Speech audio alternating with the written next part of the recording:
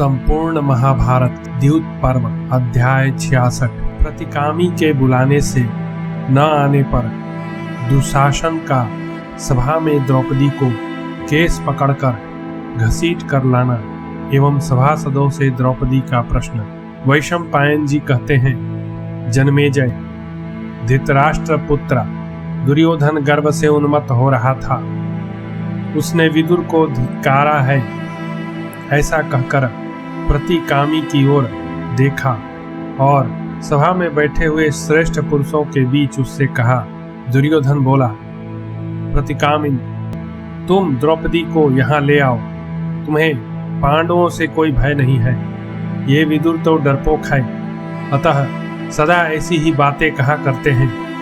ये कभी हम लोगों की वृद्धि नहीं चाहते। वैशंपायन जी कहते हैं, जन्मेजय, दुर्योधन के ऐसा कहने पर राजा की आज्ञा सिरोधार्य करके वह सूत प्रातिकामी शीघ्र चला गया एवं जैसे कुत्ता सिंह की माद में घुसे उसी प्रकार उस राजभवन में प्रवेश करके वह पांडवों की महारानी के पास गया। प्रतिकामी बोला, द्रुपद कुमारी, धर्मराज युधिष्ठिर जुए के मद से उन्मत्त हो गए थे।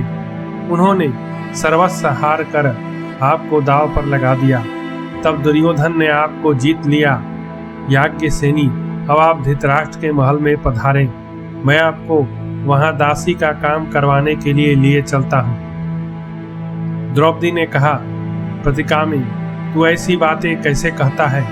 कौन राजकुमार अपनी पत्नी को दांव पर जुआ खेलेगा? क्या रखकर जुआ खेलेगा? क्या राजा युधिष्ठिर जुए के नशे में इतने पागल हो गए कि उनके पास जुआरियों को देने के लिए दूसरा कोई धन नहीं रह गया? प्रतिकामी बोला, राजकुमारी, अब जुआरियों को देने के लिए दूसरा कोई धन नहीं रह गया। अब आजाद शत्रु पांडुनंदन युधिष्ठिर इस प्रकार जुआ खेलने लगे हैं। पहले तो उन्होंने अपने भाइयों को दांव पर लगाया, उसके बाद अपने को और अंत में आपको भी दांव पर रख दिया। द्रौपदी ने कहा, सूतपुत्र, तुम सभा में उन जुआरी महाराज के पास जाओ और जाकर पूछो कि पहले अपने को हारे थे या मुझे। सूतनंदन, यह जान कराओ तब मुझे ले चलो। राजा क्या करना चाहते हैं यह जानकर ही मैं दुखिनी अबला उस सभा में चलूंगी। वैशंपायन जी कहते हैं, जन्मेजय, प्रतिकामी ने सभा में जाकर राजाओं के बीच में बैठे हुए युधिष्ठिर से द्रौपदी की वह बात कह सुनाई।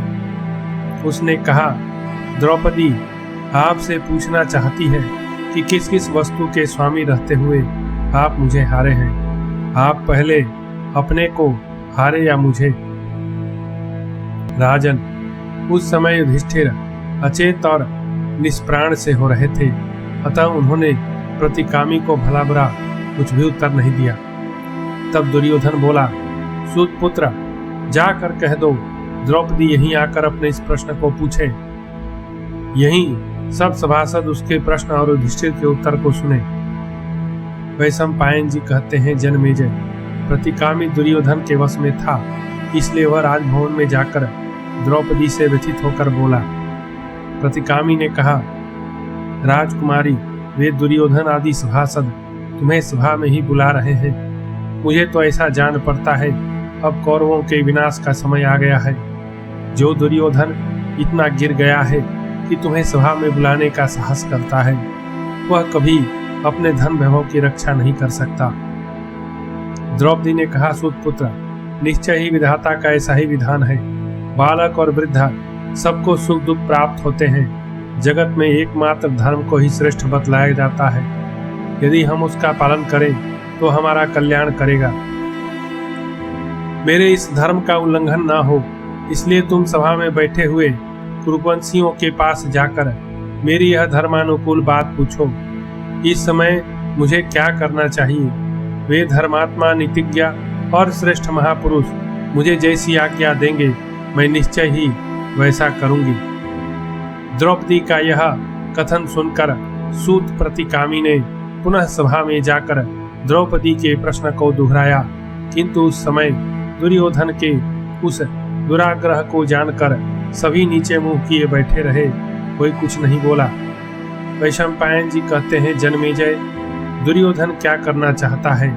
यह सुनकर युधिष्ठिर ने द्रौपदी के पास एक ऐसा दूत भेजा जिसे वह पहचानती थी और उसी के द्वारा यह संदेश कहलवाया। पांचाल राजकुमारी, यद्यपि तुम रजस्वाला और नीवी को नीचे देखकर रखकर एक ही वस्त्र धारण कर रही हो, तो भी उसी दशा में रोती हुई सभा में आकर अपने ससुर के सामने खड़ी हो जाओ। तुम जैसी राजकुमारी को सभा में आई देख सभी सभासद मन ही मन इस दुर्योधन की निंदा करेंगे। राजन, वह बुद्धिमान दूत तुरंत द्रौपदी के भवन में गया। वहां उसने धर्मराज का निश्चित मत उसे बता दिया। इधर महात्मा पांडव सत्य के बंधन से बंधकर अत्यंत दीन और दुखमग्न हो गए। उन्हें कुछ नहीं सूझ पड़ता था। उनके दीन मुंह की ओर देखकर राजा दुर्योधन अत्यंत प्रसन्न हो सूत से बोला, प्रतिकामिनी, तुम द्रौपदी को यहीं ले आओ। उसके सामने ही धर्मात्मा कौरव उसके प्रश्नों का उत्तर देंगे। तदनंतर दुर्योधन के वश में रहने वाले प्रतिकामी ने द्रौपदी के क्रोध से डरते हुए अपने मान सम्मान की परवाह न करके पुनः सभासदों से पूछा, मैं द्रौपदी को क्या उत्तर दूं? दुर्योधन बोला, दुशासन, यह मेरा सेवक सूत पुत्र प्रातिकामी बड़ा मूर्ख है। इसे भीमसेन का डर लग रहा है। तुम स्वयं द्रौपदी को यहाँ पकड़ लाओ। हमारे शत्रु पांडव इस समय हमारे वश में हैं। वे तुम्हारा क्या कर लेंगे? भाई का संदेश सुनकर राजकुमार दुशासन उठ खड़ा हुआ, लाल आंखें किए वहां से चल दिया। महारथी पांडवों के महल में प्रवेश करके उसने राजकुमारी द्रौपदी से इस प्रकार कहा, पांचाली, आओ आओ, तुम जुए में जीती जा चुकी हो। कृष्णे, अब लज्जा छोड़कर दुर्योधन की ओर देखो। कमल के समान विशाल नेत्रों वाली द्रौपदी, हमने धर्म के अनुसार तुम्हें प्राप्त किया है, अतः तुम कौरवों की सेवा करो। अभी राजसभा में चलो। यह सुनकर द्रौपदी का हृदय अत्यंत दुखी होने लगा। उसने अपने मलिन मुख को हाथों से पोंछा, फिर उठकर वह आर्त अबला उसी ओर भागी जहां बूढ़े महाराज धृतराष्ट्र की स्त्रियां बैठी थी। तब दुशासन भी रोष से गरजता हुआ बड़े वेग से उसके पीछे दौड़ा। उसने महाराज युधिष्ठिर की पत्नी द्रौपदी के लंबे नीले लहराते हुए केसों को पकड़ लिया। जो केस राजसूय महायज्ञ के अवभृत स्नान में मंत्रपूत जल से सींचे गए थे, उन्हीं को दुशासन ने पांडवों के पराक्रम की अवहेलना करके बलपूर्वक पकड़ लिया। लंबे लंबे केशों वाली वह द्रौपदी यद्यपि सनाथा थी, तो भी दुशासन उस बेचारी आर्त अबला को अनाथ की भांति घसीटता हुआ सभा के समीप ले आया और जैसे वायु केले के वृक्ष को झकझोर कर झुका देता है, उसी प्रकार वह द्रौपदी को बलपूर्वक खींचने लगा। दुशासन के खींचने से द्रौपदी का शरीर झुक गया। उसने धीरे से कहा, ओ मंदबुद्धि दुष्टात्मा दुशासन, मैं रजस्वला हूँ तथा मेरे शरीर पर एक ही वस्त्र है। इस दशा में मुझे सभा में ले जाना अनुचित है। यह सुनकर दुशासन उसके काले काले केसों को और जोर से पकड़कर कुछ बकने लगा। इधर यज्ञ सेन कुमारी कृष्णा ने अपनी रक्षा के लिए सर्व पापहारी सर्वविजयी नरस्वरूप भगवान श्री कृष्ण को पुकारने लगी। दुशासन बोला, द्रौपदी, तू रजस्वला, एक वस्त्रा अथवा नंगी ही क्यों न हो, हमने तुझे जुए में जीता है, अतः तू हमारी दासी है। इसलिए अब तुझे हमारी इच्छा के अनुसार दासियों में रहना पड़ेगा। वैशंपायन जी कहते हैं, जन्मेजय, उस समय द्रौपदी के केस बिखर गए थे। दुशासन के झकझोरने से उसका आधा वस्त्र खिसक कर गिर गया था। वह लाज से गड़ी जाती थी और भीतर ही भीतर क्रोध से दग्ध हो रही थी। उसी दशा में वह धीरे से इस प्रकार बोली। द्रौपदी ने कहा, अरे दुष्टा, ये सभा में शास्त्रों के विद्वान कर्मठ और इंद्र के समान तेजस्वी मेरे पिता के समान सभी गुरुजन बैठे हैं। मैं उनके सामने इस रूप में खड़ी होना नहीं चाहती। क्रूर कर्मा दुराचारी दुशासन, तू इस प्रकार मुझे न खींच, मुझे वस्त्रहीन मत कर। इंद्र आदि देवता भी तेरी सहायता के लिए आ जाएं, तो भी मेरे पति राजकुमार पांडव तेरे इस अत्याचार को सहन नहीं कर सकेंगे। धर्मपुत्र महात्मा युधिष्ठिर धर्म में स्थित हैं। धर्म का स्वरूप बड़ा सूक्ष्म है। सूक्ष्म बुद्धि वाले धर्म पालन में निपुण महापुरुष भी ही उसे समझ सकते हैं। मैं अपने पति के गुणों को छोड़कर वाणी द्वारा उनके प्रमाण तुल्य छोटे से छोटे दोष को भी कहना नहीं चाहती। अरे तू इन कौरव वीरों के बीच में जो मुझे रजस्वला स्त्री को खींच कर लिए जा रहा है, यह अत्यंत पाप पूर्ण कृत्य है। मैं देखती हूँ यहाँ कोई भी मनुष्य तेरे इस कुकर्म की निंदा नहीं कर रहा। निश्चय ही ये सब लोग तेरे मत में हो गए हैं। ओह धिक्कार है, भरत वंश के नरेशों का धर्म निश्चय ही नष्ट हो गया। तथा क्षत्रिय धर्म के जानने वाले इन महापुरुषों का सदाचार भी लुप्त हो गया, क्योंकि यहाँ कौरवों की धर्म मर्यादा का उल्लंघन हो रहा है। तो भी सभा में बैठे हुए सभी कुरुवंशी चुपचाप देख रहे हैं। जान पड़ता है द्रोणाचार्य, पितामह भीष्म, महात्मा विदुर था राजा धृतराष्ट्र में अब कोई शक्ति नहीं रह गई है। तभी तो ये कुरुवंश के बड़े बूढ़े महापुरुष राजा दुर्योधन के इस भयानक पापाचार की ओर दृष्टिपात नहीं कर रहे हैं।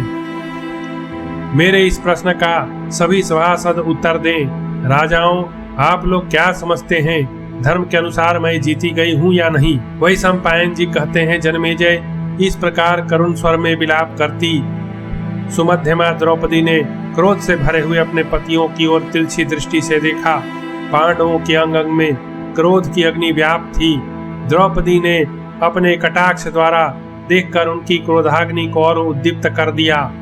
राज धन तथा मुख्य मुख्य रत्नों को हार जाने पर भी पांडवों को उतना दुख नहीं हुआ जितना कि द्रौपदी के लज्जा एवं क्रोध युक्त कटाक्षपात से हुआ था।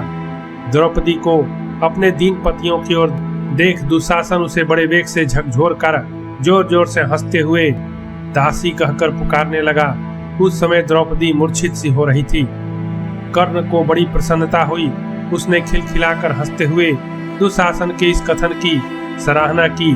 सुबल पुत्रा गांधार शकुनी ने भी दुशासन का अभिनंदन किया। उस समय वहां जितने सभासद उपस्थित थे उनमें से कर्ण, शकुनी और दुर्योधन को छोड़कर अन्य सब लोगों को सभा में इस प्रकार घसीटी जाती हुई द्रौपदी की दुर्दशा देखकर बड़ा दुख हुआ। उस समय भीष्म ने कहा, सौभाग्यशालिनी बहू, धर्म का स्वरूप अत्यंत सूक्ष्म होने के कारण मैं तुम्हारे इस प्रश्न का ठीक ठीक विवेचन नहीं कर सकता। जो स्वामी नहीं है वह पराये धन को दाव पर नहीं लगा सकता, परंतु स्त्री तो सदा अपने स्वामी के अधीन देखा जाता है। स्त्री को सदा अपने स्वामी के अधीन देखा जाता है। अतः इन सब बातों पर विचार करने से मुझसे कुछ कहते नहीं बनता। मेरा विश्वास है धर्मराज युधिष्ठिर धन समृद्धि से भरी हुई इस सारी सभा को त्याग सकते हैं, किंतु धर्म को नहीं छोड़ सकते। इन पांडुनंदन ने स्वयं कहा है कि मैं अपने को हार गया, अतः मैं इस प्रश्न का विवेचन नहीं कर सकता। यह शकुनी मनुष्यों में दूत विद्या का द्वितीय जानकार है। इसी ने कुंती नंदन युधिष्ठिर को प्रेरित करके उनके मन में तुम्हें दाव पर रखने की इच्छा उत्पन्न की है, परंतु युधिष्ठिर इसे शकुनी का छल नहीं मानते, इसलिए मैं तुम्हारे इस प्रश्न का विवेचन नहीं कर पाता हूँ। द्रौपदी ने कहा, जुआ खेलने में निपुण अनार्य दुष्टात्मा कपटी तथा द्यूत प्रेमी धूर्तों ने राजा युधिष्ठिर को सभा में बुलाकर जुए का खेल आरंभ कर दिया। इन्हें जुआ खेलने का अधिक अभ्यास नहीं है, फिर इनके मन में जुए की इच्छा क्यों उत्पन्न की गई? जिनके हृदय की भावना शुद्ध नहीं है, जो सदा छल और कपट में लगे रहते हैं, उन समस्त दूर आत्माओं ने मिलकर इन भोले भाले कुरु पांडव शिरोमणि महाराज युधिष्ठिर को पहले जुए में जीत लिया। तत्पश्चात ये मुझे दाव पर लगाने के लिए विवश किए गए। ये कुरुवंशी महापुरुष जो सभा में बैठे हैं, सभी पुत्रों और पुत्र वधुओं के स्वामी हैं। सभी के घर में पुत्र और पुत्र वधुएं हैं। अतः ये सब लोग मेरे कथन पर अच्छी तरह विचार करके इस प्रश्न का ठीक ठीक विवेचन करें। वह सभा नहीं है जहाँ वृद्ध पुरुष न हो, वे वृद्ध नहीं है जो धर्म की बात न बतावे, वह धर्म नहीं जिसमें सत्य न हो, और वह सत्य नहीं जो छल से युक्त हो। वैशंपायन जी कहते हैं, जन्मेजय, इस प्रकार द्रौपदी करुण स्वर में बोलकर रोती हुई अपने दीन पतियों की ओर देखने लगी। उस समय दुशासन ने उसके प्रति कितने ही अप्रिय, कठोर एवं कटु वचन कहे। कृष्णा रजस्वला अवस्था में घसीटी जा रही थी। उसके सिर का कपड़ा सरक गया। वह इस तिरस्कार के योग्य कदापि नहीं थी जिसकी वह दुरवस्था देखकर भीमसेन को बड़ी पीड़ा हुई। वे युधिष्ठिर की ओर देखकर अत्यंत कुपित हो उठे। इस प्रकार श्री महाभारत सभा पर्व के अंतर्गत द्यूत पर्व में द्रौपदी प्रश्न विषयक 67वां अध्याय पूरा हुआ।